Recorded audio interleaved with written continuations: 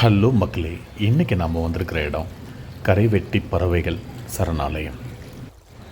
அரியலூர் மாவட்டத்தில் திருமானூருக்கு பக்கத்தில் உள்ளது இந்த கரைவெட்டி ஏரி பறவைகள் சரணாலயம்.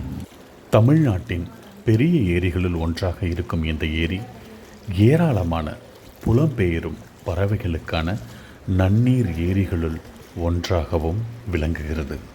1000 ஏக்கர் பரப்பளவில் மிக மிக பிரம்மாண்டமாய் காட்சியளிக்கிறது இந்த ஏரி.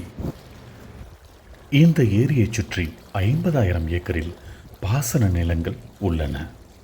இந்த ஏரிக்கு மத்திய Asia, Tibet, Ladakh, Russia, Siberia இன்னும் பல நாடுகளில் இருந்து பறவைகள் வந்து செல்வதாக சொல்கிறார்கள். வரித்தலை வாத்து என்ற பறவை இமயமலையை கடந்து அங்கிருந்து சில 1000 கிலோமீட்டர் தொலைவில் இருக்கும் இந்த கரைவெட்டி சரணாலயத்தை வந்தடைகிறது என்றும் சொல்கிறார்கள். நீர் பறவைகளும் நிலப்பறவைகளும் இங்கு வந்து செல்கின்றன. இப்பறவைகள் இங்கு தங்கியிருக்கும் காலங்களில் அவற்றுக்கு போதுமான உணவு வகைகள் எப்போதும் கிடைக்கிறது என்பதே இப்பறவைகளின் வருகைக்கு முக்கிய காரணம். பல 1000 கிலோமீட்டர் தொலைவில் இருந்தும் இங்கு வரும் பறவைகள் இங்கேயே தங்கி விடுவதும் உண்டாம்.